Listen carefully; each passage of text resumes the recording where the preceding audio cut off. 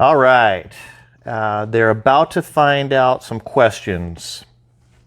Mr. Benedict's going to answer some questions for him. Who wishes to begin?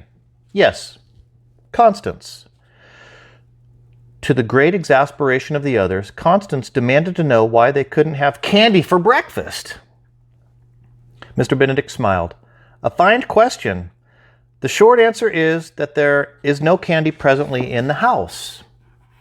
Oh, Alexis is here. Okay. Beyond that, the explanation involves a consideration of candy's excellent flavor but low nutritional value. That is to say, why it makes a wonderful treat but a poor meal. Though, I suspect you aren't interested in explanations but simply wish to express your frustration. Is that correct?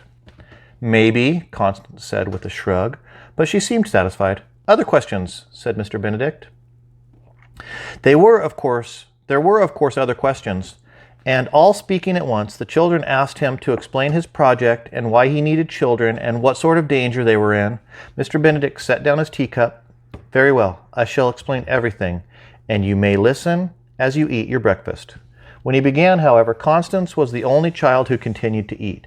The others were unable to concentrate on anything besides his explanation. Several years ago, Mr. Benedict said, in the course of my research on the human brain, it came to my attention that messages were being delivered to people all across the world. Delivered, I should say, quite without their knowledge. It is as I secretly hid the letter in your pocket, and later you found it and read it, not knowing where it came from. In this case, however, the messages were going directly into people's minds, which absorbed them, and not only without knowing where the messages came from, but without realizing they had received or read anything at all. The messages appear to be in a kind of code, Mr. Benedict continued.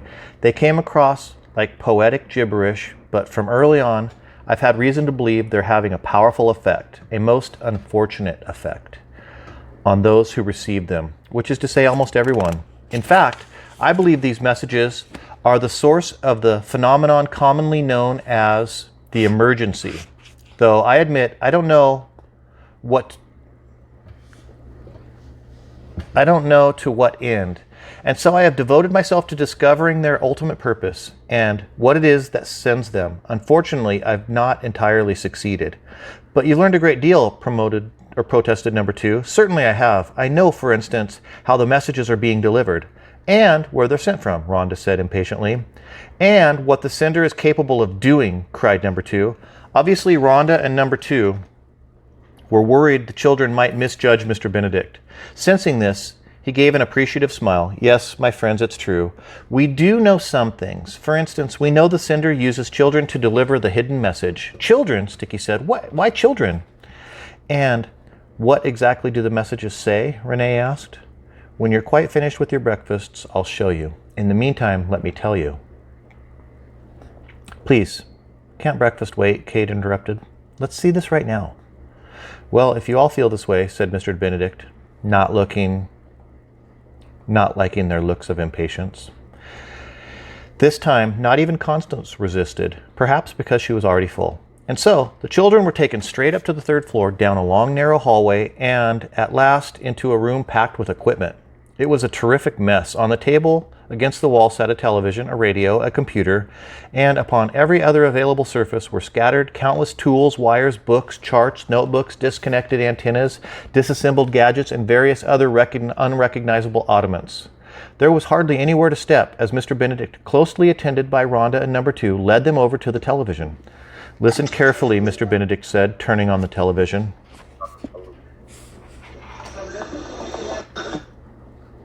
Instantly, Renee felt his skin crawl. It was a familiar feeling, he realized, but he had never paid it much attention before. Meanwhile, a news program had appeared on the screen. A red-haired reporter with shiny gold earrings stood outside the White House, where a crowd of people gathered as usual to wave signs and demand something be done about the emergency. They're calling for change, said the reporter. Her features gathered in an expression of thoughtful seriousness, and their cries are not falling on deaf ears. The president has repeated his agreement that something must be done, and soon. Meanwhile, in the halls of Congress, Constance gave a loud yawn. I don't hear anything unusual. The other children looked at Mr. Benedict. It was rude of Constance to say it that way, but she was right. Mr. Benedict nodded. Now pay attention, please, number 2. Engage the receiver. Number 2 sat on the computer with a quick, agile fingers, typed a string of commands. The television screen flickered. Its picture grew disoriented. The children could still make out the wavy images of the news reporter gesturing toward the crowd behind her, but her voice faded away, replaced by that of a child. What in the world? Kate said. Just listen, said number 2. The unseen child, it sounded like a girl about Kate's age, spoke in a plodding, whispery monotone, her voice half drowned in static. At first, only a few random words were clear enough to be understood. Market, to, free, to, be, obfuscate. Number 2 typed more commands into the computer. The interference lessened considerably, and the child's words came clearly now, slipping through the faint static in a slow drone. The missing aren't missing. They're only departed. All minds keep all thoughts, so like gold, closely guarded. Again, the words were overcome by static. Number 2 muttered under her breath. Her fingers flew across the keyboard, and the child's slow, whispery voice returned. Grow the lawn and mow the lawn. Always leave the TV on. Brush your teeth and kill the germs. Poison apple, poison worms. It went on like this. The child's voice never faltered, never ceased, but delivered the curious phrases in an eerie, chant-like progression. The news reporter, meanwhile, had vanished from the distorted picture, replaced by a cheerful-looking weather forecast, but it continued to be the child's voice they heard. Mr. Benedict signaled number 2, whose fingers flew over the computer keyboard. The child's voice faded. The weather forecast was promising clear skies by afternoon. Mr. Benedict switched off the television. On the blank television screen, the children could suddenly see their reflections. Every one of them was frowning. When they realized this, their faces all adopted looks of surprise and then of intense curiosity. What does obfuscate mean? Asked Constance. Sticky, as if someone had pulled a string on his back, promptly answered, to make so confused or opaque as to be difficult to perceive or to otherwise render indistinct. Constance looked frightened. It means to make things muddled, Renee said. Thank you for the dictionary definition, Sticky, said Mr. Benedict, and thank you, Renee, for the translation. He crossed his arms and regarded the children. This child's voice is currently being transmitted on every television, radio, and cell phone in the world, which means, of course, it is being absorbed by millions of minds. And yet, although in an important part of every mind, this child's message are being heard, understood, and taken seriously. In another part, the part that is unaware or that is aware of itself, the messages remain undetective. But this receiver I've invented is capable of detecting and translating them, much as Renee's translated Sticky's definition a moment ago. But how could people who speak different languages understand that kid? Kate asked. What about people in Spain? The messages transmit in every language. I've tuned the receiver to English only because that's what we all speak.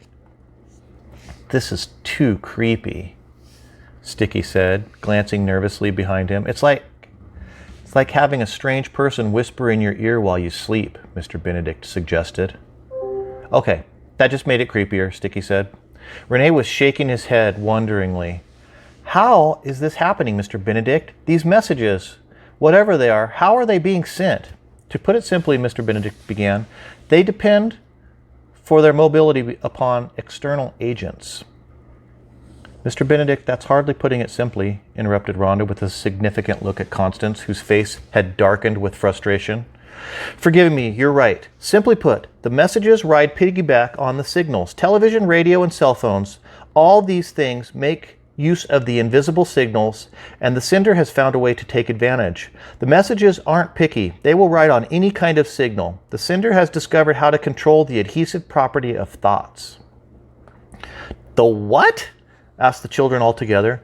The adhesive property of thoughts. That is, the way thoughts are drawn to signals and then stick to them. Much as little pieces of metal may be drawn to a magnet, They're attracted to all kinds of signals, even other thoughts. So the messages are just thoughts, Kate said. Indeed, Mr. Benedict replied, although I wouldn't say just. Thoughts carry a great deal of freight. But why does the sender use children to send them, Renee asked. A devilish trick, said Mr. Benedict, and a necessary one. You see, only a child's thoughts can be slipped into the mind so secretly. For some reason, they go unnoticed. All right. We'll stop right there. Stop right there. Okay. Ooh, we're over page 100, guys.